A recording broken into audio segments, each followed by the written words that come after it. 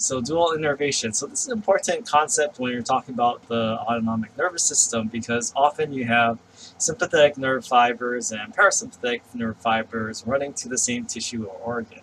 So this is what dual innervation is, like dual shock or dual anything. Dual means two. So this is when an organ has both sympathetic and parasympathetic nerve supplies.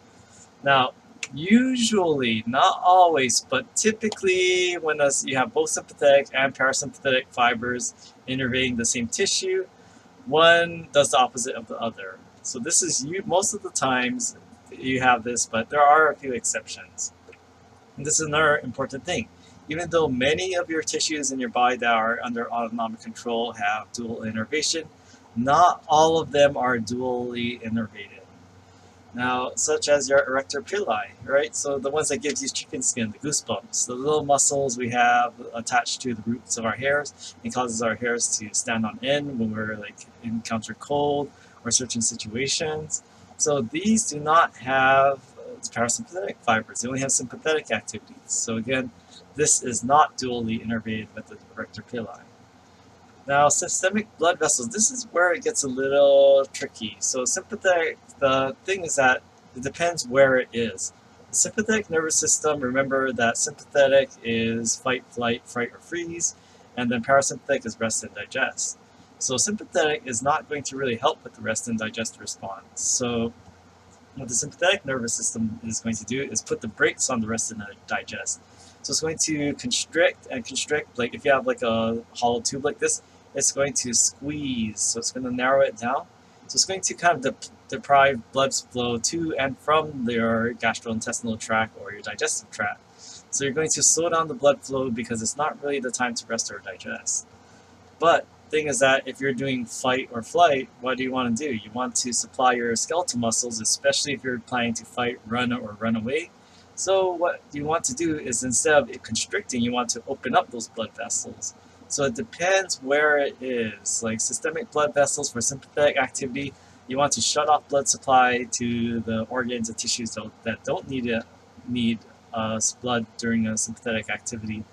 But you want to increase blood supply to things that are doing the work, like your brain, or actually your brain doesn't really change that much. It's kind of tricky. Don't worry about that.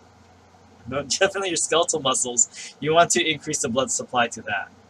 Now, parasympathetic is conflicting information. That's what I'll get at here. And this is another disclaimer I have.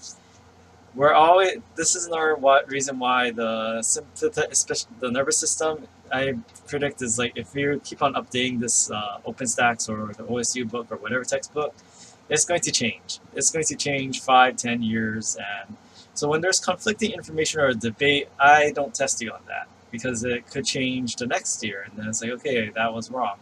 So just know that it's kind of under debate whether parasympathetic activity affects blood flow to the GI tract. I mean, it makes sense if it did increase it because then you're digesting, so you want to absorb all of those nutrients, but there is conflicting information. So Martini says there's no parasympathetic innervation of GI blood vessels. This is why we're using OpenStax.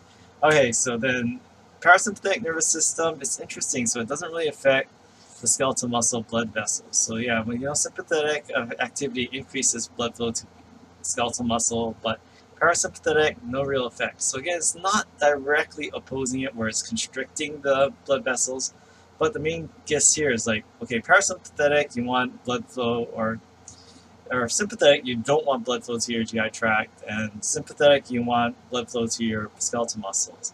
Parasympathetic is kind of muddled.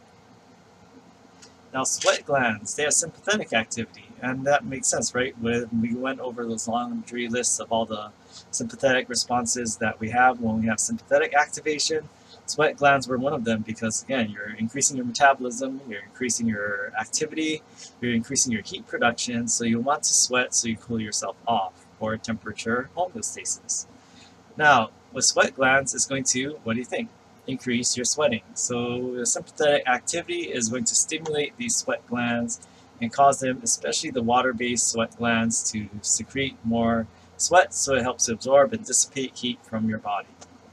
Now, parasympathetic nervous system, we haven't found fibers, or if they could have found fibers, maybe I have to check again. I always have to check because they're saying, "Oh, we found these new nerves in this one place." So this is, but as of the writing of this, maybe a year ago, they didn't find fibers. So sweat glands are not dually innervated, as least I have to check it. I check every single year, but the thing is that parasympathetic nerve control of sweat glands isn't really known.